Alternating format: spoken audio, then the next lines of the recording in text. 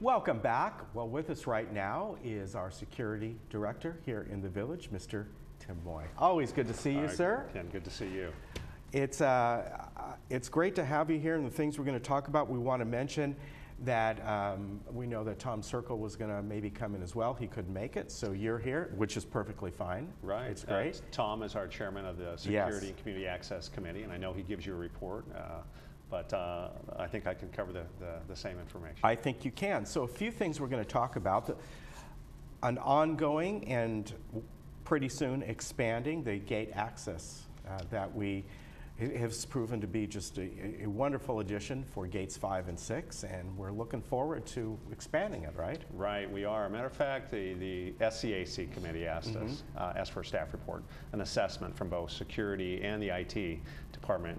Hey, we just want to know, how's it going? Give us a little bit more of an inside scoop, some of the pros and cons, what we need to look at moving forward, and that is what we did, and we briefed them on it, and I think we've seen thus far that the pilot program has been a tremendous success at gates 5 and 6, and we're ready to move forward. Yeah, I mean, it's amazing when you look at for January, February, and March, the average RFID reads at gate 5, I'm going to just kind of get in the middle, it goes from anywhere from 88,000 to 78,000.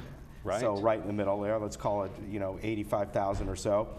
Gate 6 expectedly would be less, but they're averaging probably about 63,000, something like that ratio. Right, so we had great participation with our community, with the RFID rollout. And that's per month, by the way. That is per month. So we're getting about 80,000 vehicles in 5, and again, up in the high 60s and 6. And we reserve those resident lanes for members for their convenience to be able to go through.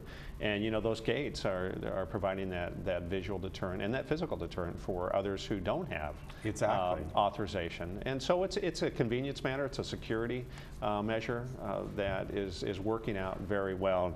And you can see, for our ambassadors to know that they don't have to check every decal, every resident going through those lanes. We don't have what's called gate runners anymore at those gates because you've got to stop. If you don't have that sticker, if you don't have that RFID, that gate arm is not going to open. In the past and at some of the other gates, what we still see is people time it just right and they try to blow by. And it is difficult to track them down at times.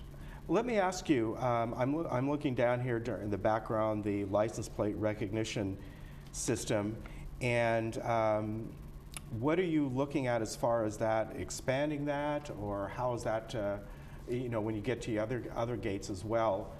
The RFID, of course, right, but are you going to have the plate recognition system? Absolutely. Okay. So that's the license plate recognition technology. Will be going in at all the gates as well, what we call Plate Smart. So every vehicle that is coming into the villages, the license plate and the vehicle description is captured. And at 5 and 6 it is working, but of course there's other ways of getting into the community, even in that area. So by moving forward, by implementing the gate access program and, at the remaining gates in our community and installing that technology as well, it's going to be just a outstanding opportunity or a tool for us to enforce rules, to enforce our parking, to conduct follow-up investigations. We have a 60-day rule here for visitors. Right. And it's difficult to enforce that when we can't, it's difficult to track how often people are coming and going.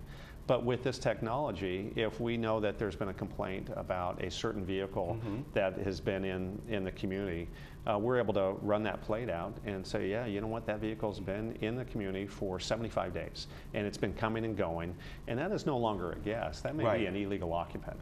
And so that technology is going to help us to conduct those investigations, to then forward it to compliance, to hold those individuals accountable as well. Yeah, and let's look at another benefit to that. As we've seen in just general news reports, with these plate recognition system, whether it's here, up on the toll roads, whether the CHP has them, many entities have them now.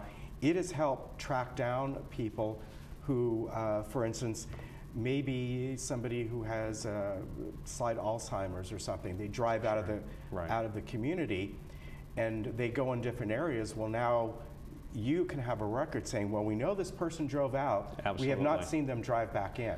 Am I Correct. right? Something Absolutely. like that. And so, yeah. you know, for law enforcement purposes, it's a great investigative tool if some type of crime happens. But you bring up an excellent point for someone who does go missing. And when did they go missing from? Well, we're really not sure. Well, did they have a vehicle? Yes, they did. And now we run that check and we can tell exactly when that vehicle left. And depending on what exit, once we get this technology in, we will be able to see the vehicle and potentially the driver and the passenger. Were they with someone? And so that'll give us an avenue to investigate as well. You know what? It looks like they could be with a family member, what have you. And so we just got to make a few extra phone calls. But it gives us a tool. And again, even to know which gate they exited from. To, you know, are they heading towards El Toro and up towards a 5, or did they go out and head westbound? That's a good point. Right. Now, with every system, sometimes there's a little tweaks, a few little bugs in the system. Sure. What have you found out so far in these first few months? Is there a few things that you folks have looked at and said, well, we want to change this a little bit, or it's working great? What do you think? We did make some tweaks, quite a few actually, when we first activated the program. First of all, there's Dwelling Live, the computer program to it, and you know, training up our ambassadors, working through a few little minor problems. That's going to happen. We received some complaints from our members that, hey, I've called in a guest and the ambassador can't seem to find it. So we tried to simplify the steps, and we've even simplified the steps for our residents as well to enter a person into the system. Now, of course, just recently we've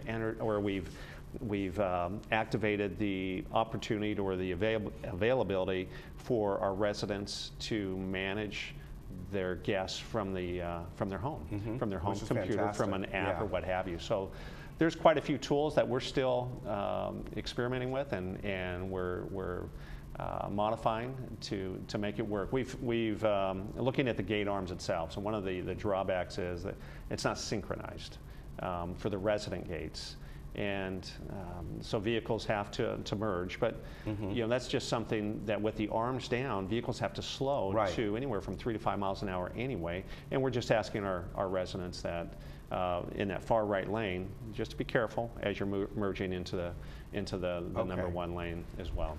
Now, of course, with a community such as this, unlike other communities that may only have 1 or 2 entrances, we have quite a few. We do. And so the logistics of that takes a little bit more time in figuring out not only installing everything, but in many cases having to look how the lanes are set up. So that's something with each gate, it's individual, and you have to see what's needed there. Right. And there was a lot of work at 5 and 6. Yeah, there now, was. we don't think that that's necessarily going to be the case at the other gates, and obviously it took some time as well. We would like to start implementing this at gates, you know, 1, 2, 3, and 4, and then on the other side, on the north side, we've already got 5 and 6. 7, 8, 9, and 10 as well, and then do, I believe, 11, 14, and 12 in the next phase. It's a matter of prioritizing. We want to secure certain borders. So right now we've got 5 and 6, but you can still get into the community going through another entrance. Yeah, exactly. So by implementing the system on the north side at what would it be, 7, 8, 9, and 10, that'll secure that entire area, as will 1, 2, 3, and 4 on the south side, if that makes sense. Yeah, exactly. And we've looked at our numbers in reference to complaints, violations of law for trespassing, what have you, to make a determination as to what gates we're going to go with first. All right, very good. Now let's move on to a couple different things, and they both pair in together. The emergency operation plan, and along with that, the good neighbor captains, right? Right. Who are vitally important. Absolutely. And when I first got here, we took a look at what we call disaster preparedness plan, and it was just a little bit outdated. And so it was time to refresh it and to bring it up to 21st century standards. Didn't it say on there, get on your dial phone and call it? Pretty much, and pretty close to that. Get on your mule and start heading out. Exactly. Yeah, a little bit outdated, and so we started doing some research, and we found a consultant that I'm very familiar with, a team and a former emergency manager for the County of Orange came in and took a look at our current disaster preparedness plan and said, all right, let's start making some changes. And they poured themselves in this community. We developed a planning team representing each department, and they started looking at our assets and what needed to be addressed, what additional resources were needed. But here in the village, there's so much there for us. You know, we have the clubhouses that can be used as shelters, as reception centers. We've got our own transportation. We have several hundred employees. If a disaster does occur, that we would use in the event. You know, if a big one does strike and earthquake, what have you, and first responders are not available or they're working a more serious area, we want to be able to care for our community. And what this emergency operations plan does, it identifies the people, the training to put in place so that we can care for our own residents here. Exactly. Now, that doesn't mean that each resident is not responsible to care for themselves as well. You know, this is an active senior community, and we continue to tell our folks that you have to prepare yourself. You have to store that water. You have to have those emergency supplies. We have a great team, the Disaster Preparedness Task Force. Their stores on the first floor of the community center. We encourage all to go in there, take a look, and purchase some supplies. We're not there to make a profit. We're actually losing money, but we want our residents to be prepared. But we also want them to know that we're doing our part as well. We have an emergency operations center. We have the proper people in place, and I could go on and on how we've built this plan to meet FEMA standards, Federal Emergency Management, the state, local. We've met with the county emergency manager. We've met with the Red Cross, the Orange County Fire Authority, the Orange County Sheriff's Department, the city. We've brought all these people together, said let's build a plan in the event of an emergency or an incident, a national or regional incident that we can respond to, and we can begin to act on behalf of our members here. Yeah, and there was even a rep from San Onofre. There was, and that was very interesting. Thanks for bringing that up. Matter of fact, we're working on a tour down at San Onofre. There's some concern there about the nuclear waste that's being stored down there, and if a major earthquake occurred, could that cause problems here in Laguna Woods Village, and how would we respond to that? Do we evacuate? Is it shelter in place? So those are all things that have gone into this plan. Yeah, and I will say in general, she said you pretty much have nothing to worry about, but people can take tours, and I know you're gonna talk to board members about that and so on. Correct. Now, the Good Neighbor Captains, of course, we know they play a vital role in this, and these are folks who, you know, the main thing that they would be doing is in the event of some sort of an emergency, if they're able to do so, is check on your neighbors and be able to sort of report in and saying, you know what, we need help in this manner, or we're all pretty much okay here. Right. Those building captains, whether it be Good Neighbor or the building captains with the Garden Villas, they serve a critical role here in the village. And it's just that, Ken. If in the event of an emergency, what we're asking them to do is, one, make sure you're okay. But two, check on your building and check on your residents. And if there's some structural issues, we want to know about that. If there's some injuries, we'd like to know. And then we have a method used to get that information over to a reporting center, which is a Clubhouse.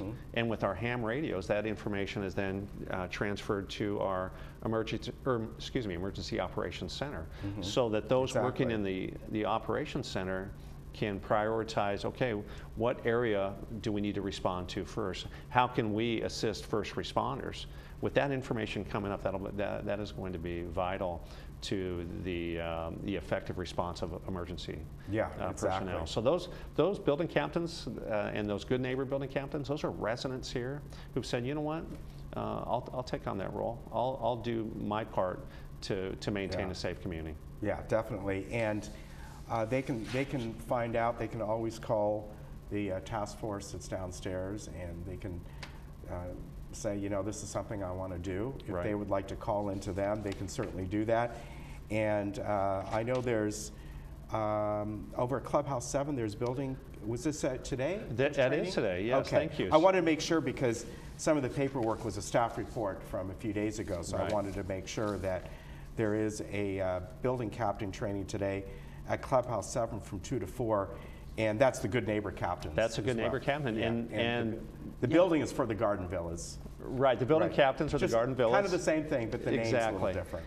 And so that training is going to be put on by Joan Brown. She's Okay. a retired registered nurse, does a great job. And she's going to introduce our residents, those that are in attendance. There's no charge. There'll be some snacks and coffee there for you if you want to just come and take a look. And there's no commitment.